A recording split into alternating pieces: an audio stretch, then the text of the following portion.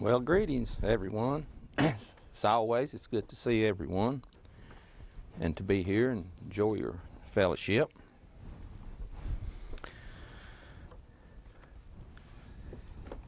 How many of us have ever felt betrayed in your life? Maybe by a close friend, someone that you have entrusted something to, or maybe it's a member of your own family. Maybe it's a brother or sister. Maybe a husband or wife even. Well, I think we all have felt that way at one time or another. And it's not a pleasant feeling, is it, when you get betrayed? And your first initial feeling is probably anger. I know that's my first feeling when I think someone has done me wrong or has done me ill will. Well, you know, God has feelings too. In the Bible, we read about God's love. That's a feeling. He has pity on people. He's merciful. But you know, God gets angry too. God gets angry too on occasions. And a lot of time, that anger is directed toward His very own people. But you see, God can do something that most of us, we can do it, but most of us, human beings, we can't do it. God can get angry at someone He loves, someone that has betrayed Him, and He can still maintain His love for those people. And that's something that's hard for us as human beings to do. I was reading in the books of Ezekiel and Isaiah a few days ago. I was reading some prophecy about the conditions in which Israel got themselves into, and also the punishment that God said that He would punish them with for their wrongdoings, for their misconduct. And some of the anger that God has dealt to His people in the past and is going to again in the future, it's not very pleasant, is it? If you read it, some very unpleasant things are going to happen. And some of it seems awfully severe and hard. Well, why would God get so angry with His people to begin with?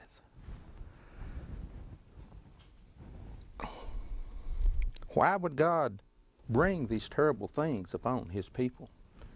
Well, it's simple. He gets angry, same as we. He gets angry and hurt because someone or a people that He loves has betrayed Him. Simple as that. And as I was reading, it dawned on me some of the reasons, not all of them, but some of them,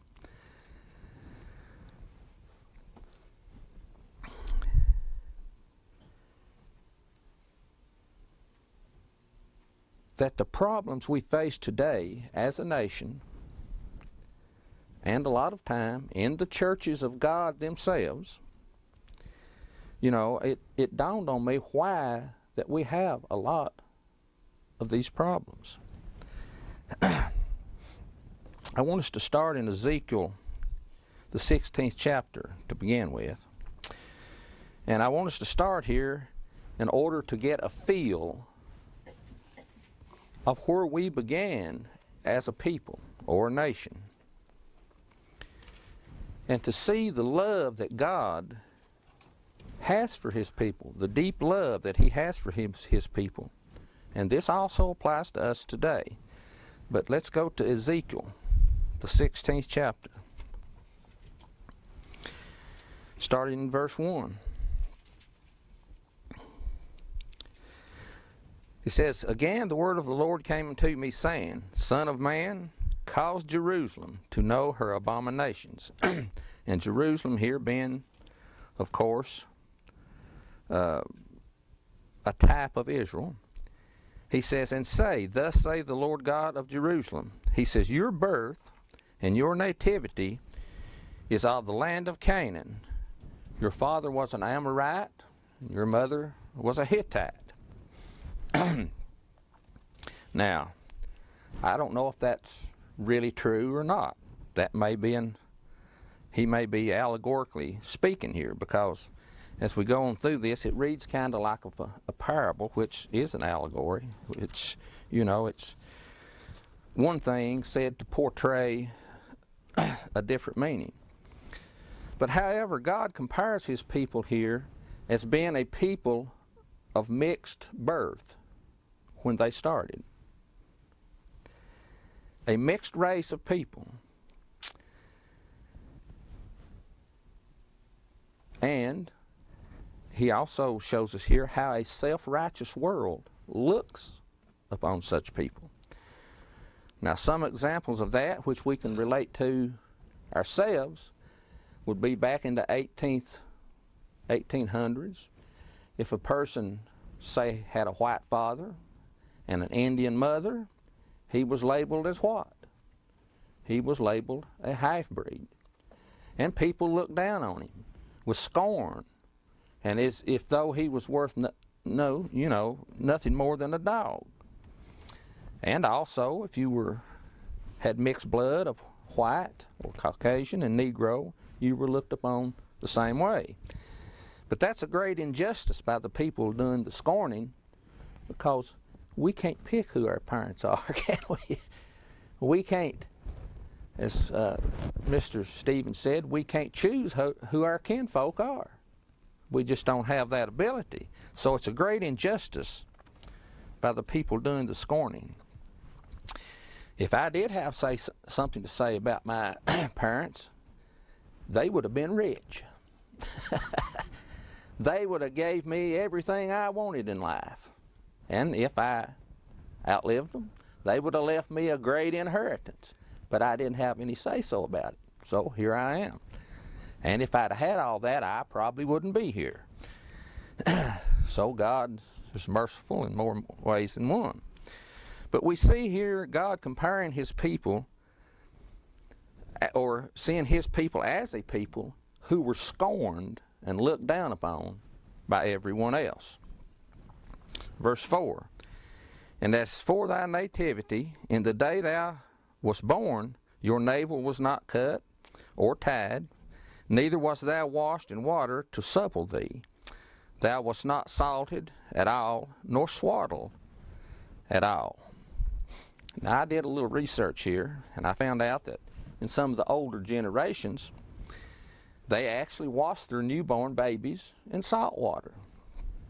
Now, they may have not understood bacteria as we do today, but they understood that salt was a preservative because they preserved some of their fish and their meat and so forth with it. And they knew that it was a cleansing agent. And I presume that that's why there's so many spoiled people in the world, children in the world today. They've never been salted. They've never been salted down. Verse 5 says, he said, no eye pitied you to do any of these things unto you, to have compassion upon you, but you was cast out in the open field to the loathing of your person in the day that you was born. Here he compares his people, or the beginning of his nation, as a child who was born and unwanted and cast away, tossed away. A child who was thrown out like a piece of garbage. And that's not too unlike what we see today a lot of. We hear in the news about women having children, tossing them in the garbage can and going on down the pike.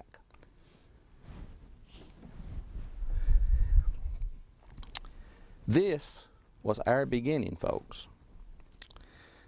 This is how we began, as a people looked down upon with scorn and hate, and as being nothing. Verse 6, and when I passed by you and saw you polluted in your own blood, I said unto you, when you was polluted in your own blood or filth, live ye.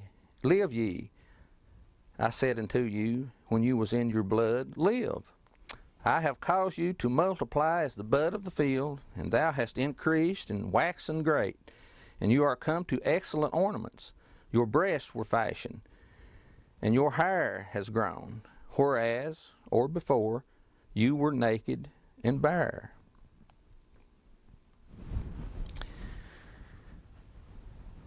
He says, now when I passed by you in verse 8 and looked upon you, behold, the time was the time of love, and I spread my skirt over you and covered your nakedness.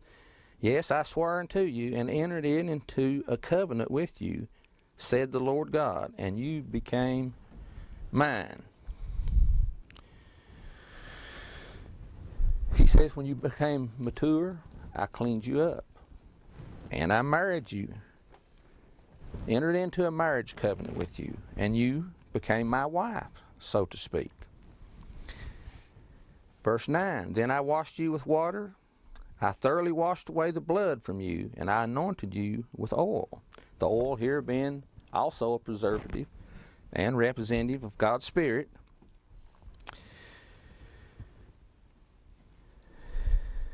But it represents God's Spirit preserving them as His people to ultimately be born as spirit beings into His family.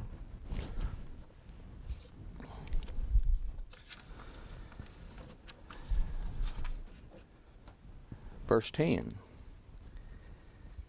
I clothed you also with broidered work, and shod you with badger skin, and girded thee about with fine linen, and I covered you with silk. I decked you also with ornaments, and put bracelets upon your hands, and a chain upon your neck, and put a jewel in your forehead, and earrings in your ears, and a beautiful crown upon your head. Thou wast decked with gold and silver, and raiment was of the finest linen, and silk and bordered work. You did eat fine flour and honey and oil, which represents all the good things, you know. And thou wast exceedingly beautiful, and you did prosper into a kingdom. And your renown went forth among the heathen for your beauty, for it was perfect. And through my comeliness, which I had put upon you, said the Lord God. Well, we know that happened to a certain degree in the rule of King Solomon, but never to the degree that it has happened to us in the last 200 plus years as a nation.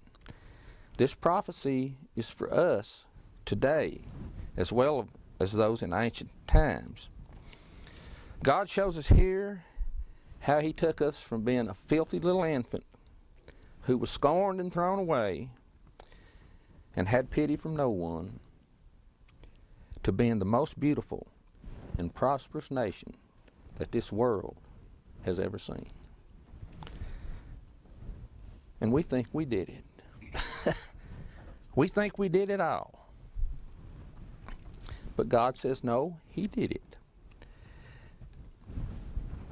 He took a people that were an outcast among all the people of the world, considered unclean and filthy, and made a beautiful nation out of us. And He did it because He had pity on us. But what did we do? What did they do? And what have we done? We have betrayed Him and all that He has done for us. And He's angry. The people of old and us today alike have betrayed God as a nation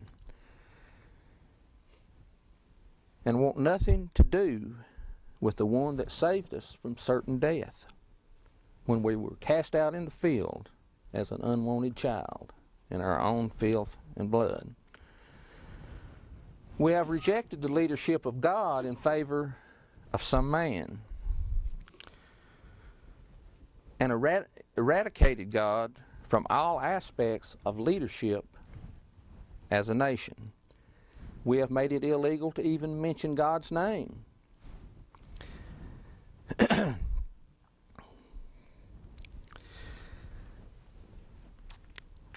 We can't mention His name in schools, and we've made it a crime to use God's laws in the decisions we make to govern ourselves, the laws of the land. He's not there in them anymore. The reason we have no true leadership today is because we have rejected the true source of leadership, which could only come from God Almighty Himself.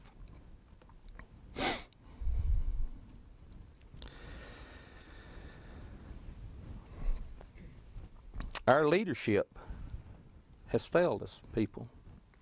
Our leadership has failed us from the top all the way down to the family unit. The lack of true leadership that is based on the laws of God. So it's no wonder that God has dealt harshly with His people at times and is going to again. God has feelings, folks, and we have betrayed Him as a nation in all aspects of true worship and respect. Let's go to 1 Samuel.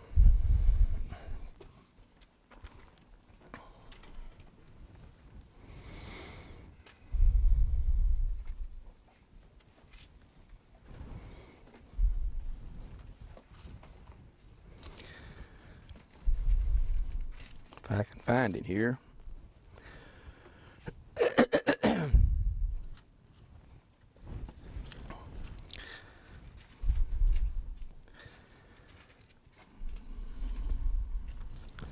Beginning to think 1 Samuel wasn't there anymore. Let's go to 1 Samuel in chapter 8.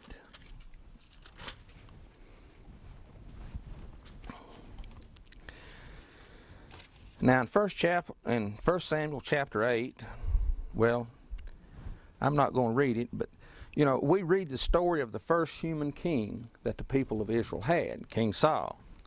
Now the elders came to Samuel and complained, you know, and they said, make us a king to judge us like all the other nations around us. This, of course, grieved Samuel, and he took the situation to God. And God told Samuel, He said, give them what they want. They've rejected me, not you. It's me that they want to get rid of. So basically what God told Samuel was to give them a human king and suffer the consequences. And we have suffered the consequences down to this day because we've rejected the laws of God and the basis of governing ourselves in favor of just whatever we want and whatever we can convince our public officials to pass into law and put on the books. Now that's not to say Israel didn't have some good leaders who did stick close to God's laws and rule by God's laws, but they were few and far between.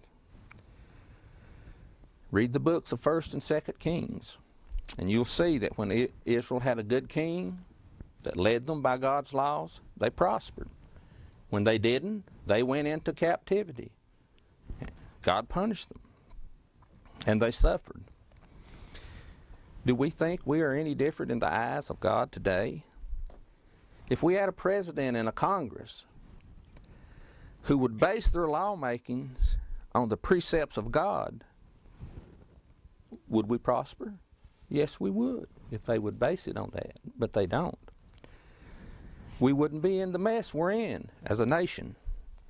It's a law, just like the rising and the setting of the sun. You do right, you're blessed by God. You do wrong, you will be punished. It's as simple as that. And we know that this nation is not likely, that in this nation it's not likely to happen. But it's not impossible if we would only choose to do it as a people.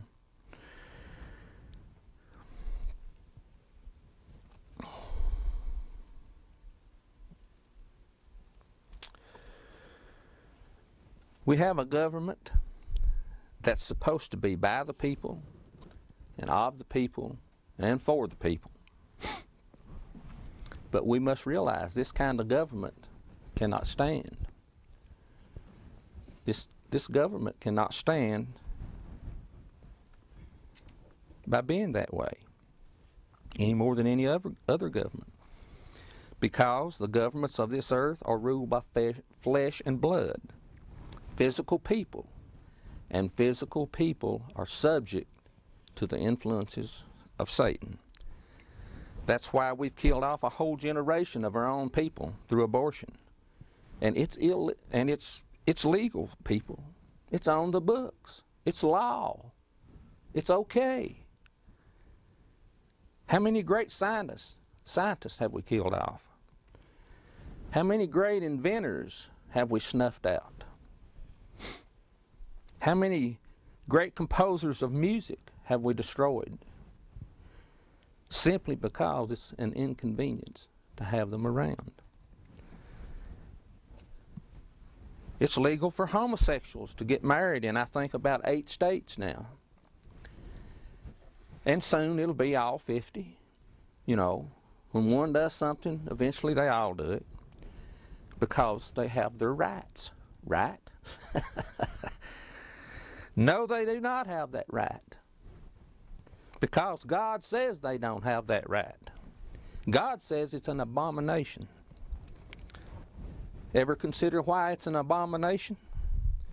Because 2 men can't procreate. Neither can 2 women by themselves. It goes against God's plan of creating children, His children, who potentially can be in the God family. So it's an abomination to Him. And that's why it's wrong. God's government is for the people, but it is definitely not by the people. The things we do, folks, it's no wonder God is angry.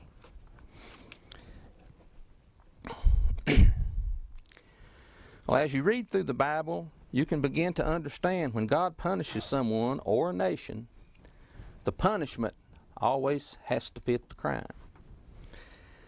When I worked for the Virginia Department of Corrections, we had a saying, do the crime, pull the time. In other words, you do something to get in here, you have to be punished. This is your punishment. Well, that's the way God works too. You know, God can forgive you of whatever you do if you desperately seek His forgiveness, but He doesn't always take away the punishment, does He? He doesn't always take away the consequences, even though He may have forgiven you for whatever it was. When Israel was enslaved in Egypt, the Egypts were killing the newborn male children and throwing them in the Nile, throwing them in the river, because they were afraid that when they got grown that they may form an army and fight against them.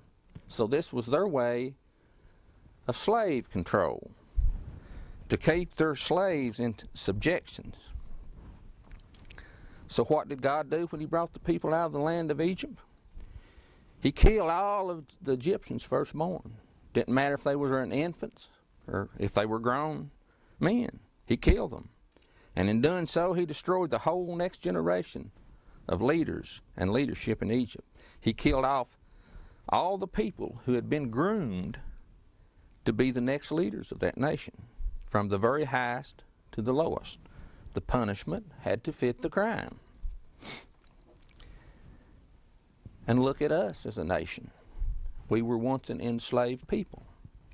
But what do we do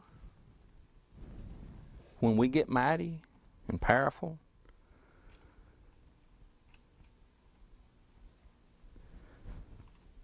We in turn enslave a race of people ourselves, don't we? Our punishment was brother fighting against brother.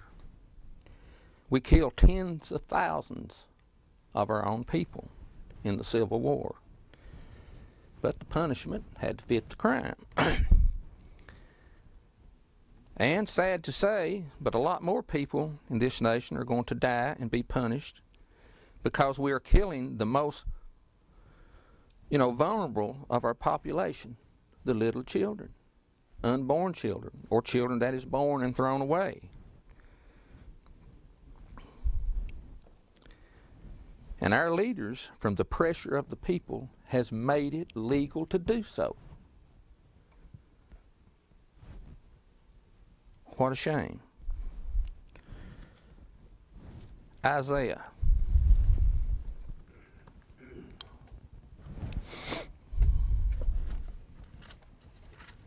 Isaiah 3.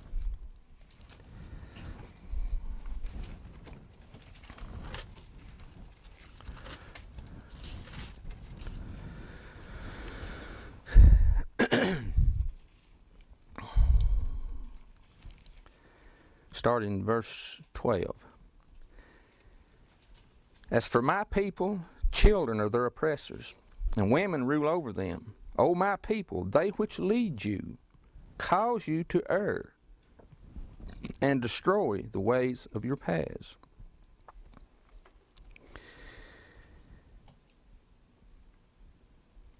The Lord stands up to plead and stands to judge the people. The Lord will enter into judgment with the ancients of his people and the princes or the civil leaders thereof.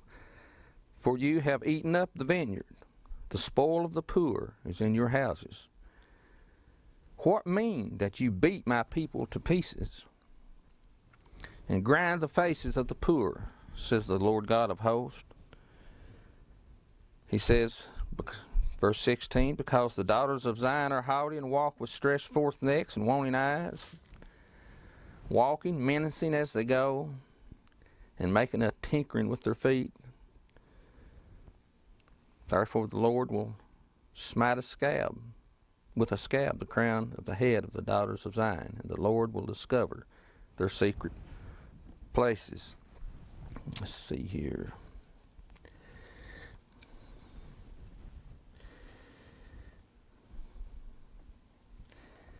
As we read on down through here, we can see that God says that he will take away, what that he has given them. He said in verse 25 here, he says, the men shall fall by the sword, and the mighty in war. And her gates shall lament and mourn, and she being desolate shall sit upon the ground. Because we have no lack of true leadership. That is one of the reasons. Isaiah 9, let's go over a chapter or so here. 9:13.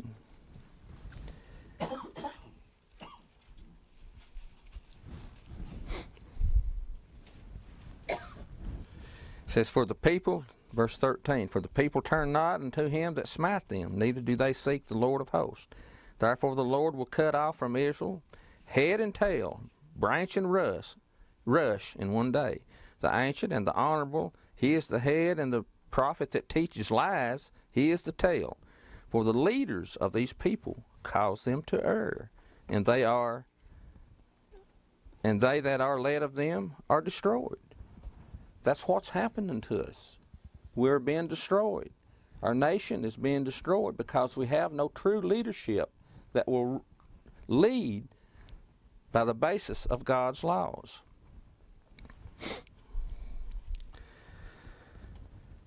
Therefore the Lord will have no joy in their young men, neither shall have mercy on their fatherless and widows. For every one is a hypocrite and an evildoer, and every mouth speaks folly. For all this his anger is not turned away, but his hand is stretched out still.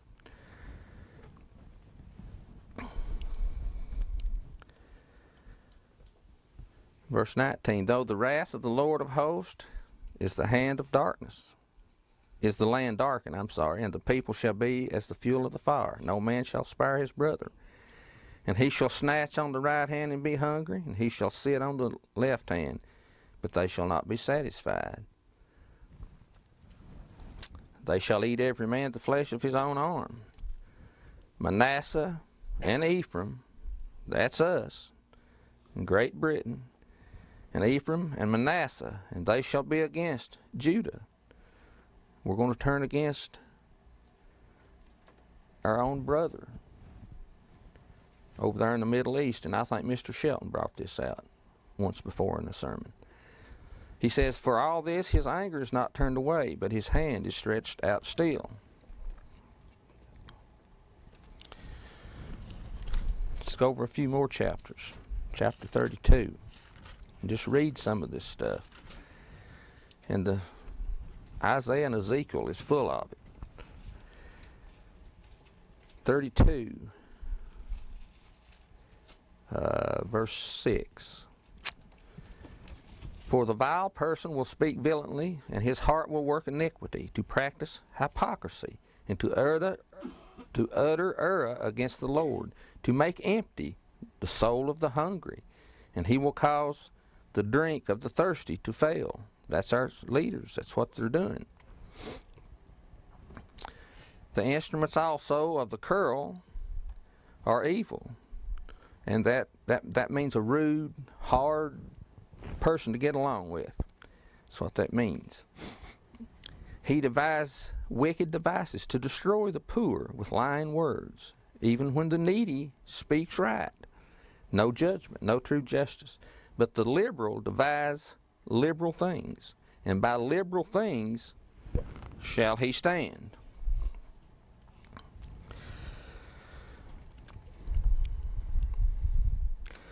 Well, in our government,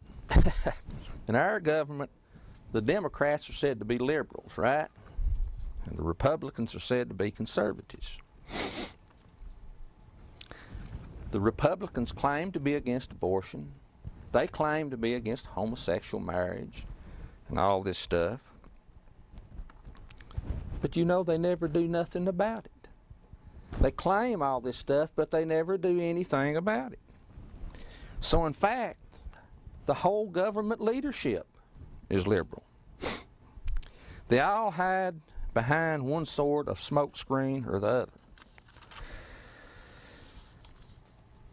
And it says here, and as it's, you know, that's truly how they exist. They destroy the poor, and they trample on the poor on their way to the top.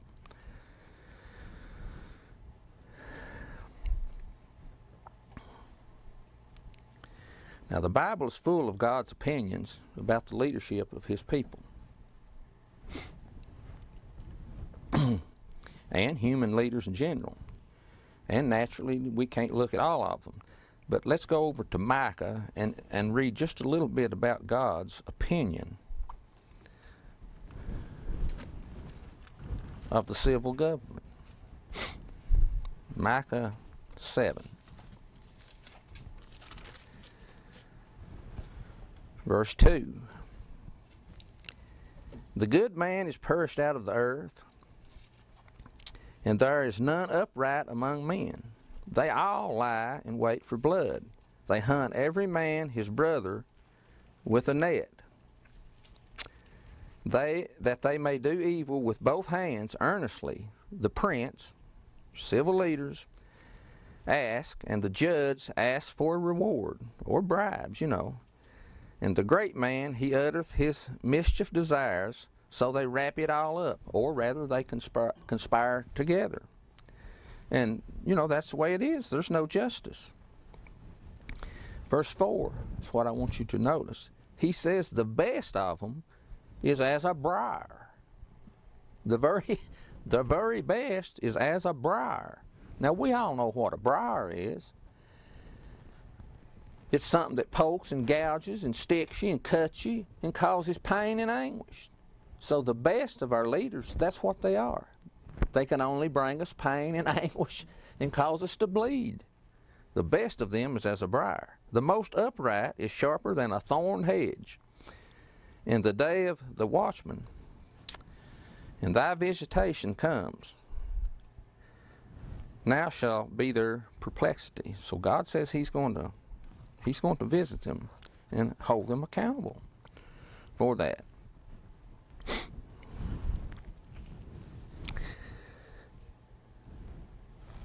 Verse 5. Trust you not in a friend. Put you not confidence in a guide. Keep the doors of your mouth from her that lies in your bosom. Now that's getting pretty close home, isn't it? Saying you can't trust your wife or your husband a lot of times. For the son dishonors the father, the daughter rises up against her mother, the daughter-in-law against her mother-in-law. A man's enemies are those of his own household. I've experienced that. I've experienced that on a personal level.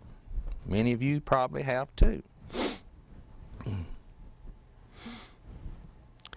It implies here you can hardly trust anyone anymore, even your own family. And this statement is true.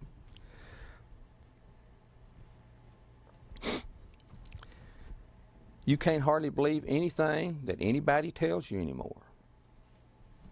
You can't trust anybody in a business deal anymore. No one will tell you the truth about anything, it seems. But our civil leaders wouldn't lie to us, would they?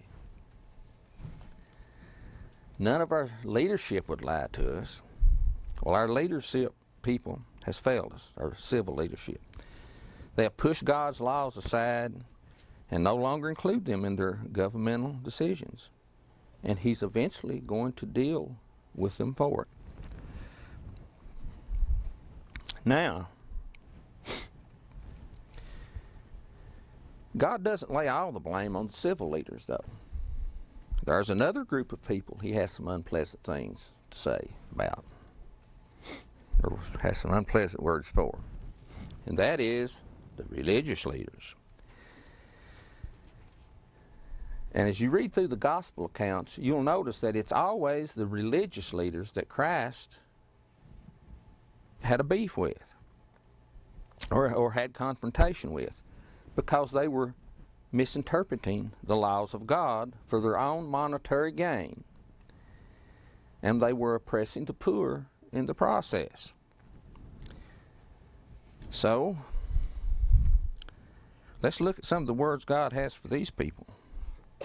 Now, here, God is speaking in a prophetic sense, so it's not just for those people, it's for us too. Let's go to Jeremiah. Jeremiah 23. We'll see what God has, a few words He has to say for these people.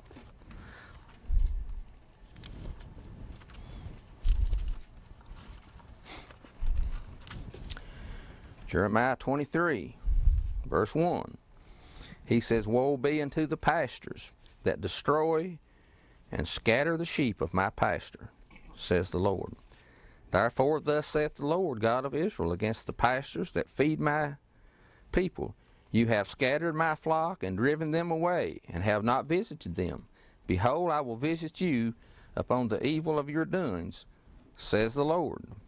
And I will gather the remnant of my flock out of the countries where I have driven them, and will bring them again to their folds, and they shall be fruitful and increase.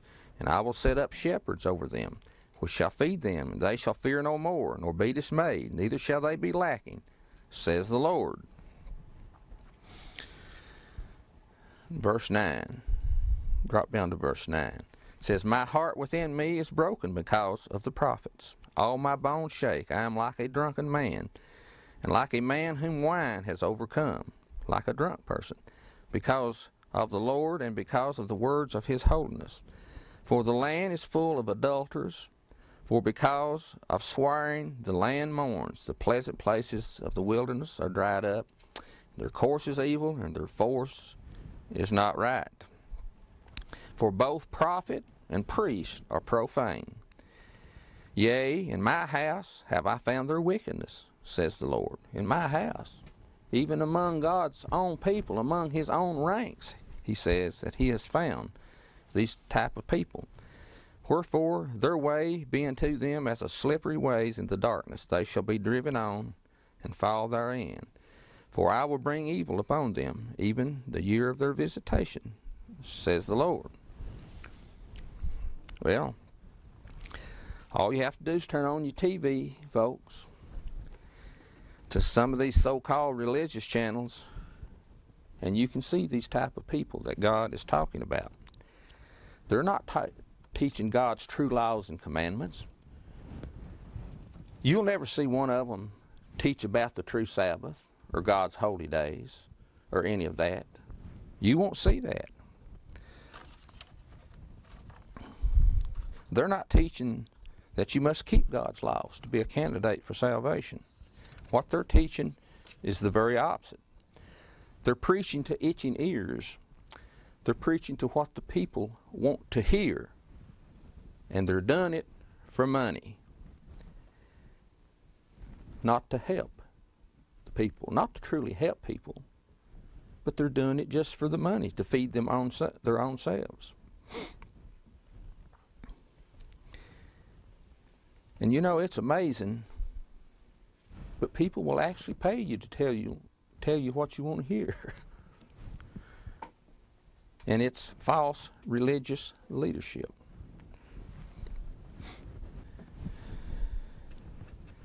Well, God says, yea, even in my own house have I seen this wickedness. Well, I've seen them too. And many of you probably have too. I've heard so-called ministers get up and preach the biggest bunch of garbage you ever wanted to hear because that's what they were told to preach, but in order to get their paycheck. They preached what they were told to preach for the money and for their cars that the church provided them, and a lot of other things, because, you know, they didn't care what they preached as long as they got paid for it. I've seen it. You have too. Let's look in the Bible at an example of two such men as this.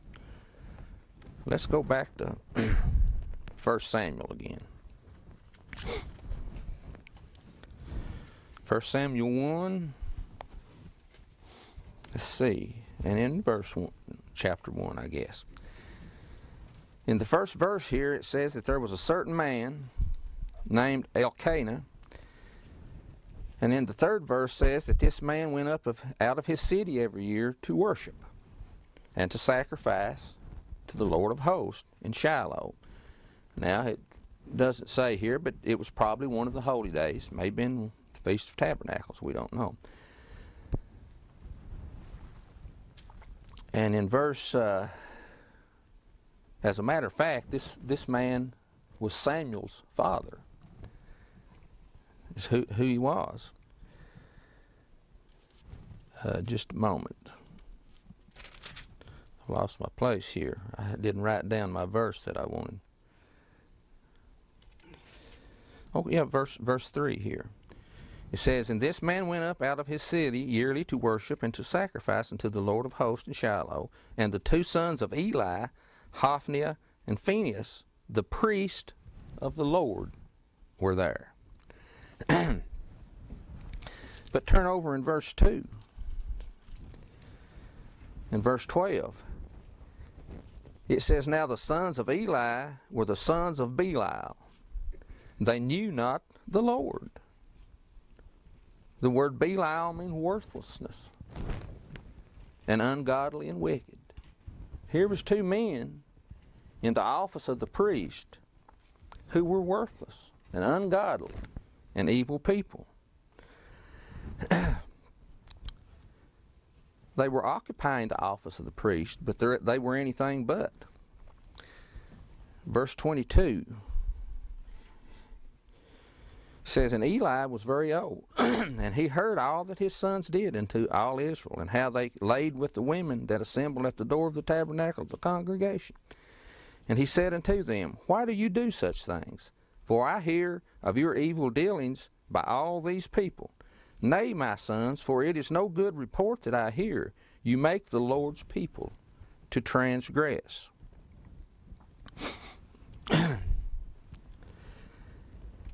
If one man sins against another, the judge shall judge him. But if a man sins against the Lord, who shall entreat for him? Notwithstanding, they hearken not unto the voice of their father. And it says here, because the Lord will slay them, or other words, God decided to kill them. They didn't listen to their father.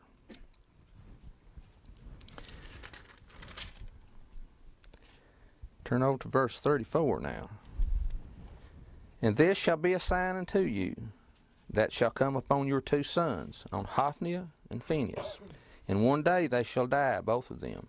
And I will raise me up a faithful priest, that shall do according to that which is in my heart and in my mind. And I will build him a sure house, and he shall walk before me, mine anointed, forever.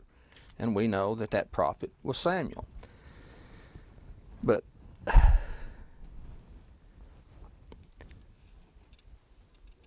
these people were there for their own self-indulgence. They weren't there to help the people. They were there for what they could gain for their own selves. They had no spiritual leadership qualities about them. And God lays a lot of the blame on the religious leadership in our nation, or so-called leadership, religious leadership.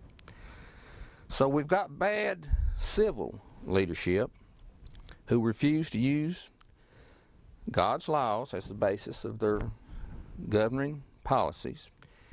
You've got a whole host of so-called religious leaders who refuse to teach the real truth of God's way of life.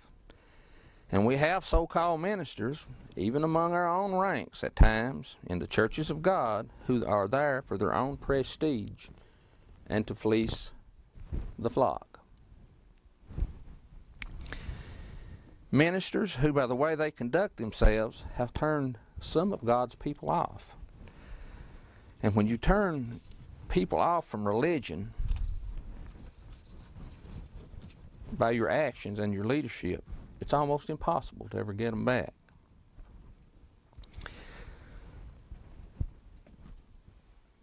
But even though as a nation we've got bad civil leadership and we've got bad religious leadership, we still can't lay all the blame on them either. We can't lay all the blame on them for the shape we're in and what we're going to have to face in the future. There's still someone else who must bear some of the burden. Judges 2.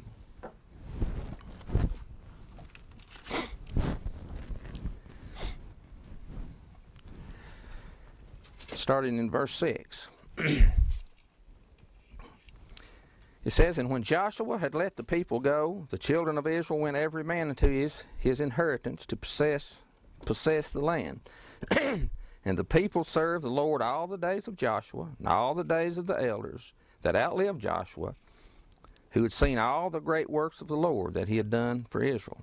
And Joshua the son of Nun, the servant of the Lord, died, being 110 years old. And they buried him in the border of his inheritance. Verse 10, and all that generation were gathered unto their fathers, and there arose another generation after them, which knew not the Lord. Here we see a generation of people that knew not God. Why? Why did they not know God? They were raised up at the feet of people who did know God and his laws and commandments. So why did they not know them?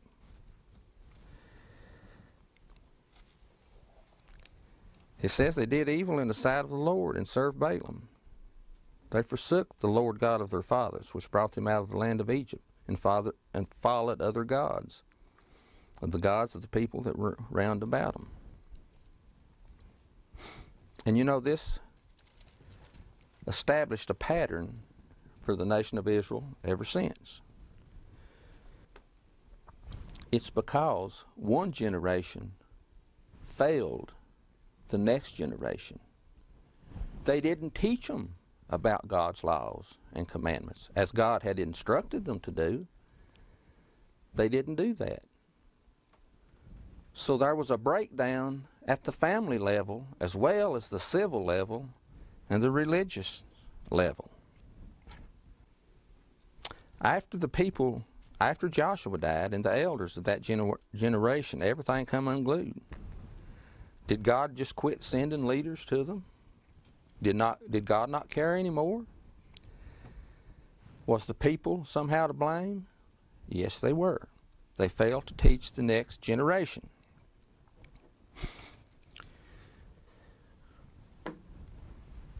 God had instructed them back in Deuteronomy 4:12 and 6:6 to teach them to their children in their goings and their comings, you know, and everything that they did, they were to teach those laws to their children, and we don't have time to go there. And you know, we see this happening today.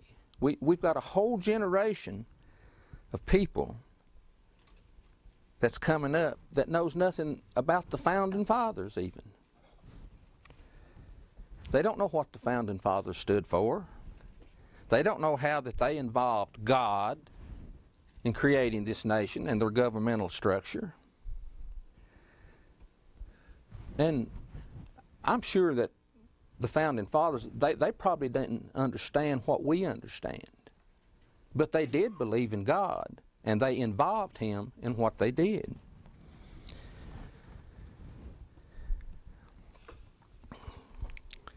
But there's a generation now that knows nothing about that. They don't know what the founding fathers stood for. They knew nothing of those values because it's illegal to mention God in the schools anymore. When I was in grade school, they was women came around every month, and we looked forward to it. That would come around and go to each classroom, set up their little things, and tell you a Bible story and explain it to you. And we look forward to that. But not anymore. You'll never see that anymore in this nation. It cannot be taught in school. So it's no wonder God is angry. It's no wonder that He has labeled us as being as bad as Sodom and Gomorrah. We have truly reached that point. We have betrayed God as a whole, and we have rejected everything that pertains to Him. And remember, with God, the punishment must fit the crime. So bad times are coming, folks. I don't have time to go through all this. But God gave us good leadership in the beginning, just like He gave the ancient Israelites when they wanted a king. He tried to give them the best leadership they could. Of course, we know how that turned out, and we know how ours has turned out. And He gave them protection from their enemies. He gave them gold and silver and precious stones. But they never bore any good fruit, did they?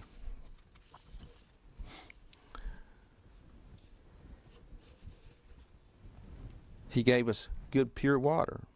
He gave us rain in due season. He gave us great forest of timber at one time. He gave us a land that had a great abundance of ore and iron ore and all the other metals that we needed to grow into a mighty nation. He started this nation with good people. But look what we've got now. This nation was founded on the belief that all people were created by God and had certain rights endowed by God Himself. Now our children are being taught that there is no God. So where does that leave our rights, people? Where does that leave our rights? The courts justify who could pay the most to be justified, regardless of who's right or who's wrong. But the religious leadership also has something to do, or is partially to blame, for bad civil leadership. They teach the civil leaderships about Christmas and Easter and all this stuff, and then they pass laws and put it on the books and makes it legal. You know, the biggest Christmas tree in the nation is where? It's on the White House lawn.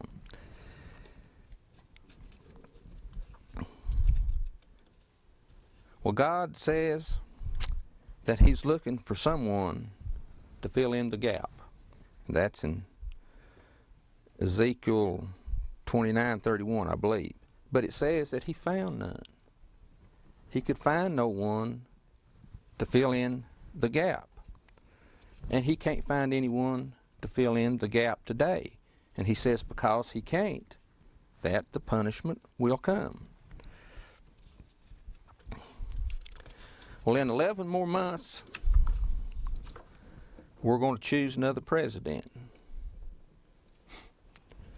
But I don't see anybody that's qualified to run. Nobody. There's nobody to stand in the gap, people. We have all betrayed God. We have no leadership in the White House. We have no leadership in Congress. There's no one to make up the hedge. So what should we do in the church?